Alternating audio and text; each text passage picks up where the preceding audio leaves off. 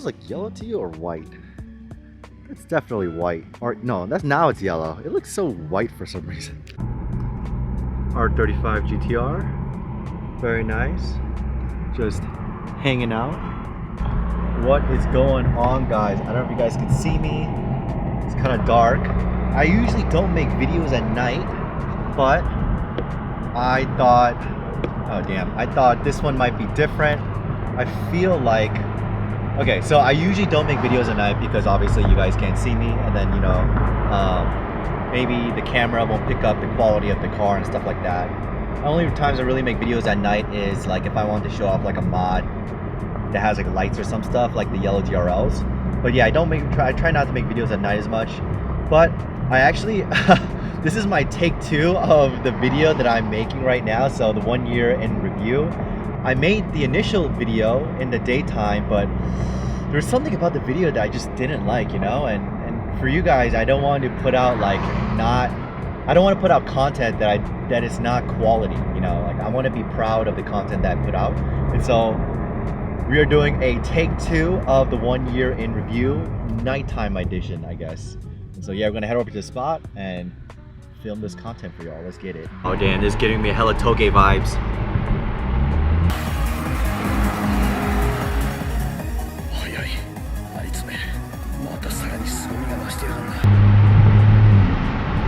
It's Toge, bro. It's Toge. It's a nice 66 degrees outside. It is boost weather, baby. Autumn is boost weather. Let's hear some downshifts. Oof. Oof. Oh my god, it's boost weather, baby.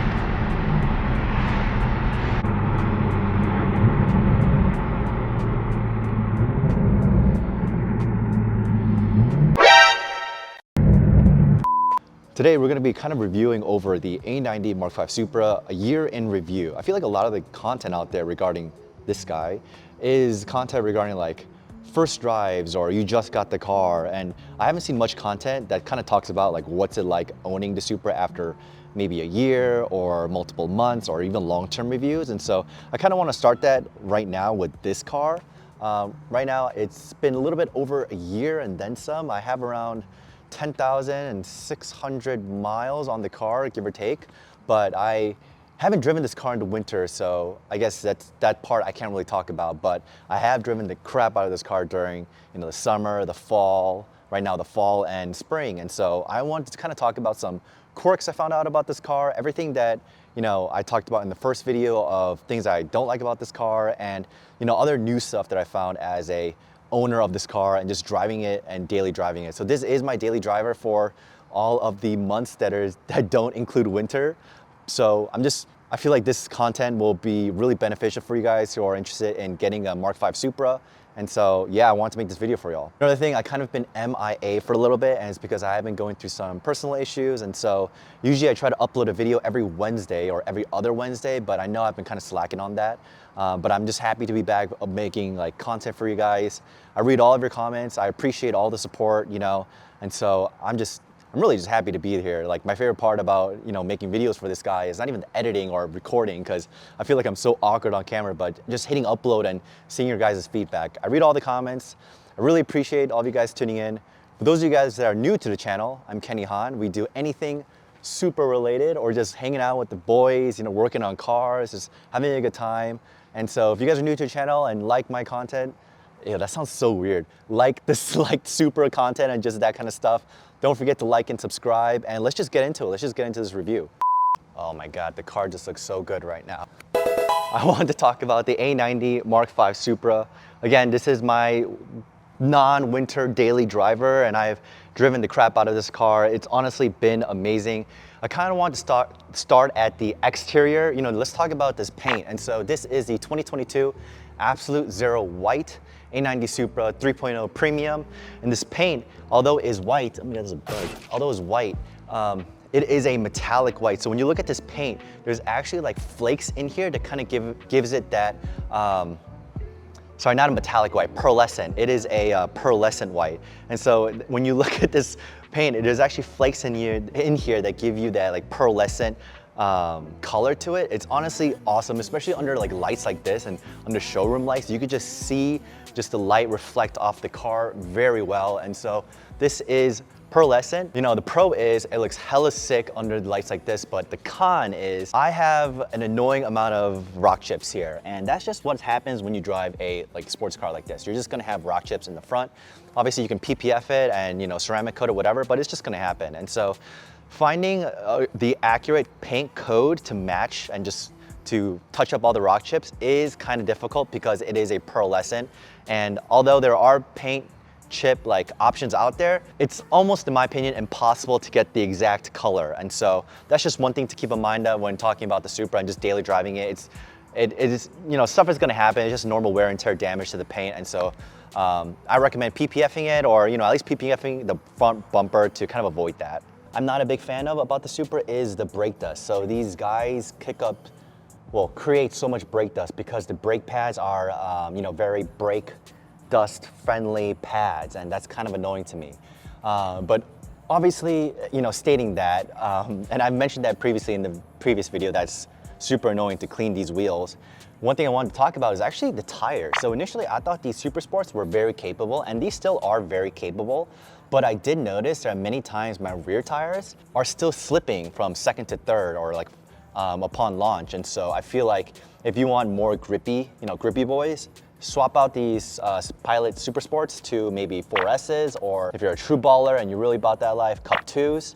But overall, I mean, these tires do a decent job at getting you from A to B, but in terms of performance driving, I don't think these are really it. But, you know, they're all right, but yeah, I would swap them out. However, in the rain, they're actually pretty decent. That surprised me. But now sticking to the third light, I'm sorry, well, I just gave it away. So sticking to the exterior still, I want to talk about this non-functioning light. And it's not a third brake light, so it is actually a reverse light. And it's kind of cool that there's still some functionality behind it.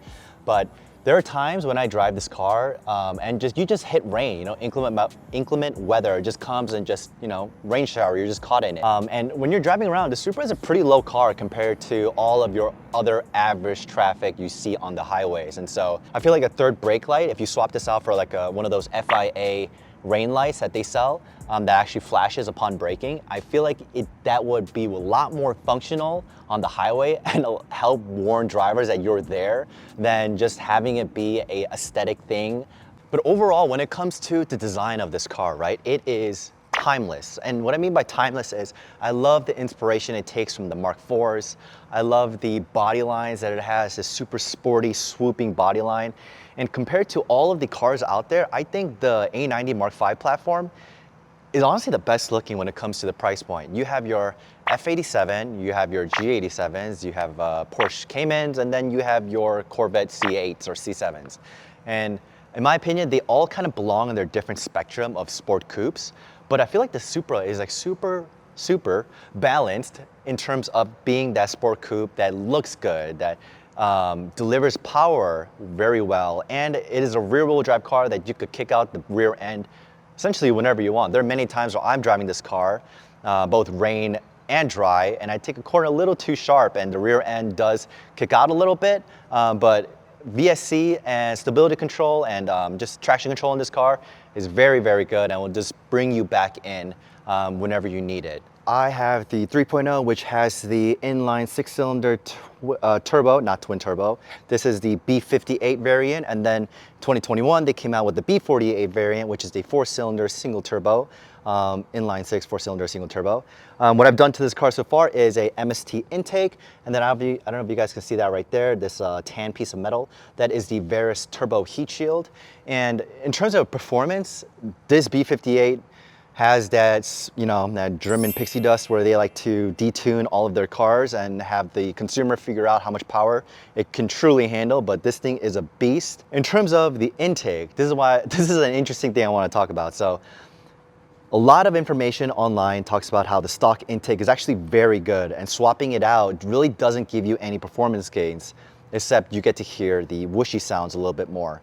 But I did notice, I don't know if this is a placebo effect or not, that because this engine loves to run hot, I mean, this is a BMW engine, it runs a little bit hotter than other engines out there. I think that's true. Somebody correct me in the comments if that's true or not. But because the engine runs hot, I did notice there is a tad bit of heat soak when I wasn't running the Veris heat shield initially, because that is where the turbo lies, right behind that. And so right when I installed it, I did feel like the power was, came back and I was able to retain my power band like normal again. But when I was not running it, it felt like the intake was getting heat soak and that I was losing power a little bit. And there's actually a lot of debate on the forums or just in general, if cold air intakes are actually, useful. You have all these companies saying like they add 10 or 5 horsepower, but in this instance, I was super curious about it. However, once I added that heat shield back in, or when I got that heat shield, everything seemed to work just fine. So that was one note to talk about in terms of performance after owning it for a year. So another thing I wanted to point out when it comes to the Supra, and this was an interesting quirk I found. I noticed that depending on the mode your car is in, and if you are merging on or taking a slight corner and giving it some throttle, there has been some sporadic moments where the throttle actually cuts out and you're not able to really drive. And I'll give you guys a scenario. When I was driving this car and I was merging onto a main road and I was a side road, kind of joining the flow of traffic, you should be a little bit more quick on the gas to make sure you don't disrupt the flow of traffic and don't cause an accident, because you don't know if the other drivers in the actual flow of traffic are paying attention. And so when I was doing that a couple times, I noticed that in normal mode, or was it normal and sport mode, actually happened both times, the Supra did not give any power to my car. It was just like so slow, it was almost in limp mode. And I was so dumbfounded on it, and it just happens randomly. And after doing some research, I did notice that other people also had the same experience where the power would just cut out on them. And everything in this car is electronically controlled. Your throttle response, your steering inputs, all of that is electronically controlled. So people are hypothesizing that it might be the traction control kicking in and cutting power, which is why, due to your turning angle of the car and your throttle input, I don't know if that's been completely like myth busted or not, but I have noticed some like weird bugs when it comes with this transmission. I don't think it's like a huge thing where you need to go to a dealership and just, have it swapped out under warranty, but it happened like a total of like 3 times over the past year. And so that's just one thing I would kind of watch out for in terms of your car. It's super random, but maybe that's just the bugginess of it. I don't know, I just wanted to point that out. Finally, let's talk about the transmission of this car. So this Supra, oh my God, that's a huge roly-poly. So this Supra is the automatic variant. It has the ZF 8-speed transmission, and honestly, it is pretty quick. For a non-DCT transmission, these shifts are super quick. And when I bought this car, I had kind of criteria in mind for my next car. Either I get a 4-door car, but that 4-door needs to be a manual. So I was looking at Type Rs, I was looking at M3s, I was looking at WRXs, or I could get a 2-door car and I will be okay with it being automatic, whether it's a DCT or a single clutch with a ZF 8-speed like this. And so I was kind of skeptical when I got the Supra. I was like, man, it's not a manual. I really want a manual. Like, I feel like manuals are super fun, especially if you're an enthusiast to drive. But after driving this car for a year and just kind of playing around with the paddle shifters, I was honestly surprised how fast and how responsive the ZF 8-speed is in this car, and not complaining at all when it comes to shifting. And although you have the iDrive system, the old iDrive system, and I guess you can shift with the iDrive as well, it almost feels like you're in a rally car when you're shifting and pulling that knob back. And so it is kind of fun driving the car, even though it is not a true manual. It's a ZF 8-speed. It's not a 6-speed like the 2023s. But still, I would hope that is not something that deters a buyer away, because even though it's an automatic, it is really, really fun. Now, for those of you guys that don't know, this is the 3.0 Premium, and what Premium really is you get heated seats. So these are heated. You get a heads-up display, Apple CarPlay, not Android Auto. No Supra comes with Android Auto, which perplexes me. You also get JBL subs and JBL speaker system, and Toyota Safety Sense. And so those are some of the additional features you do get with a premium variation of the car. In terms of just the cabin feel and everything from my previous video still holds true. You know, your first touch point of driving a car is the wheel. I wish it was a little bit more thick like the M wheels, because those wheels have just a nice amount of like grip to them, and I really appreciate that. But these wheels are just a little bit thin for a high price point car like this. That's just my only gripe, but you could swap them out. Overall, everything in the infotainment system works decently well, except Apple CarPlay sometimes. And I think it's just the bugginess of BMW again, and it comes to the electronics. I noticed sometimes when I connected my phone to Apple CarPlay, it would connect, but there are other times when I connected my phone to Apple CarPlay and there would be this hella long delay and then finally connect. And then when you're using Google Maps would just bug out on you and not show up on the actual display. And so I kind of did this test where I started updating my firmware on my phone. I started updating apps a little bit more frequently. And that kind of seemed like it fixed the connectivity lag, but there is still a bit amount of bugginess when it comes to the infotainment system that I think is just, you know, some of the side effects of just having BMW infotainment. But I'm still not complaining. Overall, this interior is still very usable and comfortable. Yeah, so that's really the review of the Supra. Again, it's been over a year and then some change of me having this car now.